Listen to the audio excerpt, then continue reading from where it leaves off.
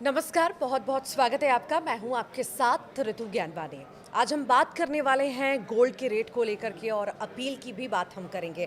दरअसल गोल्ड का रेट आप देख रहे हैं, लगातार रिकॉर्ड हाई हम रेट्स देख रहे हैं गोल्ड के। इसी बीच स्टॉक मार्केट की अगर हम बात करें तो उसमें भी उतार चढ़ाव लगातार नजर आ रहे हैं। इसी बीच पीएम मोदी की अपील कि अभी 1 साल तक गोल्ड ना खरीदें।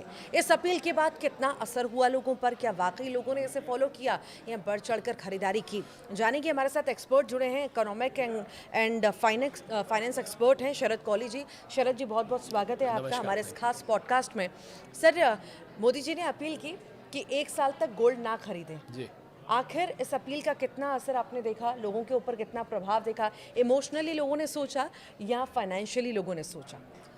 देखिए, जब उन्होंने अपील करी तो पहले 2 दिन तो ज्वेलर्स की दुकान पे भीड़ बढ़ गई, क्योंकि जिन लोगों ने आगे लेना था, जिनके घर में शादियां थी या किसी ज़रूरत की वजह से लेना था, उन्होंने फटाफट जाके कहा कि 1-2 दिन में ले लें, क्योंकि हो सकता है कि मोदी जी अपील करते हैं उसके बाद कोई पॉलिसी ना आ जाए। तो इस वजह से 1-2 दिन तो भीड़ दिखी। पर अब देखने को मिल रहा है ऋतु के थोड़ा सा ज्वेलरी की जो डिमांड है, गोल्ड की डिमांड 2 तरीके की है। करीब 60 से 70% डिमांड इसमें ज्वेलरी की है, बाकी 30 से 40% डिमांड इसमें निवेश की है। तो जो ज्वेलरी की डिमांड है उसमें तो थोड़ा सा फ़र्क दिखाई दे रहा है, क्योंकि लोग मोदी जी की बात मानते हैं। बहुत बड़े देश के सबसे बड़े ब्रांड एम्बेसडर हैं वो। जब उन्होंने थाली बजाने को कहा, लोगों ने थाली बजाई। जब दिया जलाने को कहा, कोविड में दिया जलाया। एक झालमुरी उन्होंने कहीं रुक के खा ली बंगाल इलेक्शंस में, वो कहीं ना कहीं कुछ कारण उसने अपना रोल प्ले किया। तो ऐसा नहीं है कि लोग बात नहीं मानते, मानते हैं। देखिए, जिसको बहुत ज़रूरी है वो तो अब भी लेगा, क्योंकि खरीदने को मना नहीं किया है। हालांकि मैं ये कहूँगा कि ये महंगा हो गया है, क्योंकि जब से इससे इंपोर्ट ड्यूटी 6% से 15% करी, तो उस समय जब मोदी जी ने अपील करी तो गोल्ड का रेट लगभग 1.5 लाख रुपए प्रति 10 ग्राम था। तो उसकी वजह से, इंपोर्ट ड्यूटी की वजह से सीधा ये 1,60,000 के करीब जंप कर गया, तो थोड़ा महंगा हो गया।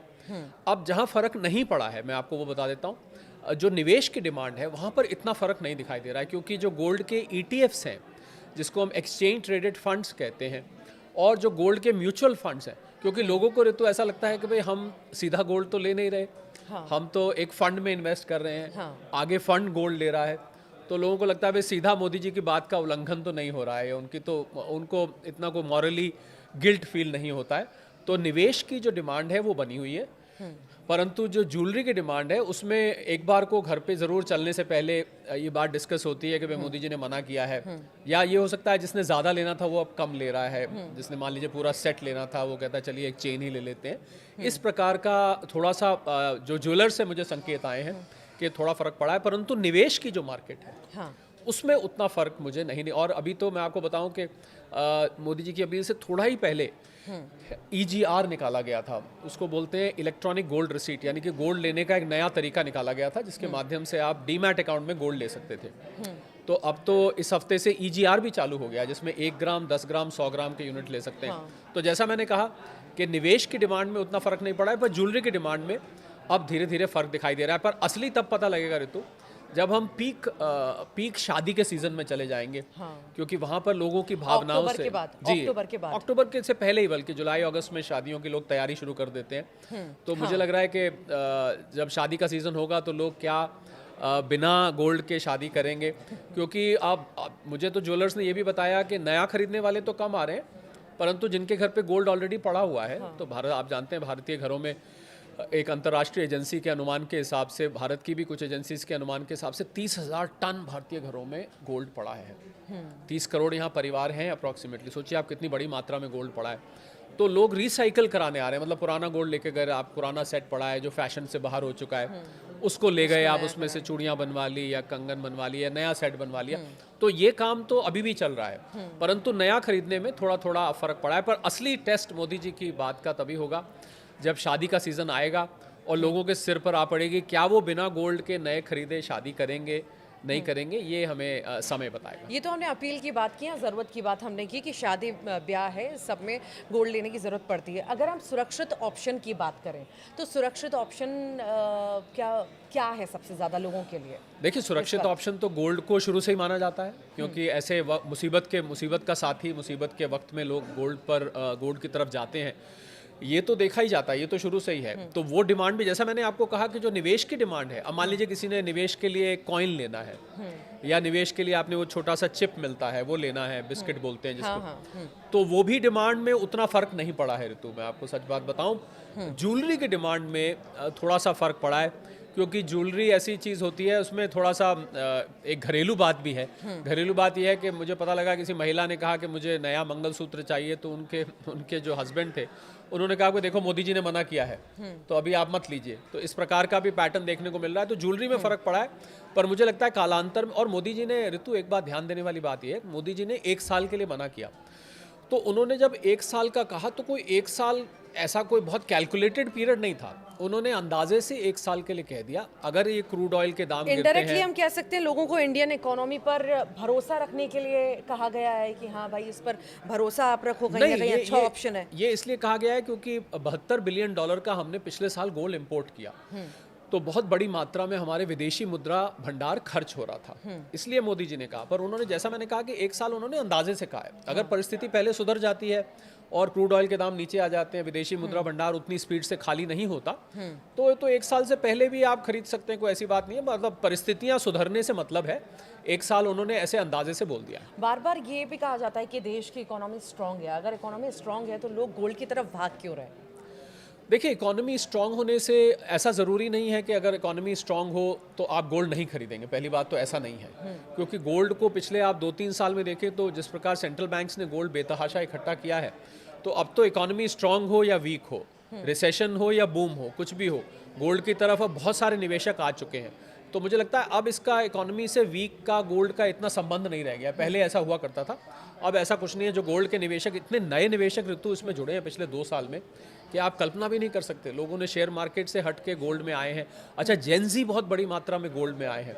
इनफैक्ट जो डिजिटल गोल्ड में, आपको याद होगा पीछे कुछ प्लेटफॉर्म में, नाम नहीं लेता, वहाँ पर इन्वेस्टमेंट करा थे, जिसके बारे में सेबी ने बोला था कि हम इसके जिम्मेवार नहीं है, ये मान्यता प्राप्त नहीं है।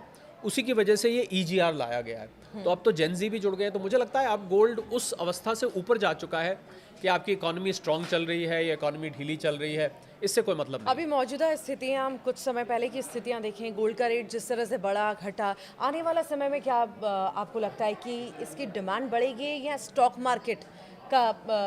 मार्केट या आगे नजर आएगा? देखिए, वैसे तो गोल्ड निवेश की सलाह आपको अपने सेबी रजिस्टर्ड फाइनेंशियल एडवाइजर से लेनी चाहिए, और मैं जो बात कर रहा हूँ वो एक एनालिसिस है। पर आपने क्योंकि सवाल पूछा है, मुझे गोल्ड का भविष्य उज्जवल नज़र आता है, क्योंकि जिस प्रकार से सेंट्रल बैंक्स ने लगातार इसको खरीदा है और बहुत बड़े मात्रा में चाइना और दुनिया भर के बैंक्स ने इसको इकट्ठा किया है, उससे ये नज़र आ रहा है। और दुनिया भर की अगर आप इंस्टीट्यूशनल रिसर्च भी देखें, वो भी ये कहती है कि गोल्ड आगे ऊपर जाने वाला है, क्योंकि ये बहुत सीमित मात्रा में है ऋतु, ये बहुत ज़्यादा नहीं बचा है धरती में अब खनन करने के लिए, माइनिंग के लिए। तो क्योंकि अब ज़्यादा नहीं बचा है, ख़त्म होता जा रहा है। और जिस प्रकार से डी डॉलराइजेशन की जो मुहिम चल रही है दुनिया में, आप देखिए दुनिया की इस समय जो आर्थिक परिस्थिति है उसकी जड़ में डॉलर है। डॉलर की डिमांड बढ़ जाने की वजह से हमें विदेशी प्रधानमंत्री जी को जो अपील करनी पड़ी, वो इसी वजह से करनी पड़ी क्योंकि विदेशी मुद्रा भंडार हमारा समाप्त हो रहा था। तो इसको देखते हुए डी डॉलराइजेशन की मुहिम जैसे जैसे चलेगी आगे, वैसे वैसे गोल्ड, तो मुझे गोल्ड का भविष्य बहुत उज्जवल दिखता है। कोई व्यक्ति अगर इसको लेना चाहते हैं अपने एडवाइज़र से पूछ के लें, परंतु थोड़ा थोड़ा करके अगर आप इसको 2 से 5 साल तक लेके रखते हैं, मुझे लगता है अच्छा रिटर्न देगा। इसका रिटेल इन्वेस्टर्स की अगर हम बात करें तो जो अपील की गई थी उन पर कितना असर पड़ा था?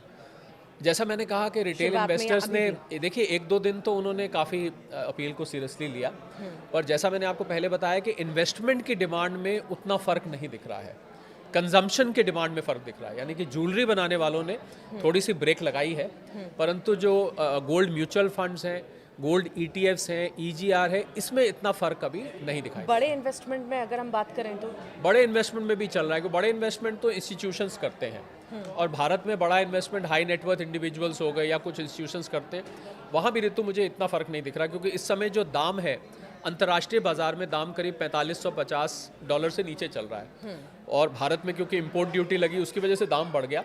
अदरवाइज अगर आप इसको पार रख के चलें तो इस समय दाम कम है। आप देखिए 1,82,000 पीक से इस समय नीचे है। तो उसको देख के मुझे लग रहा है ऋतु कि अभी परिस्थिति अच्छी है लेने के लिए।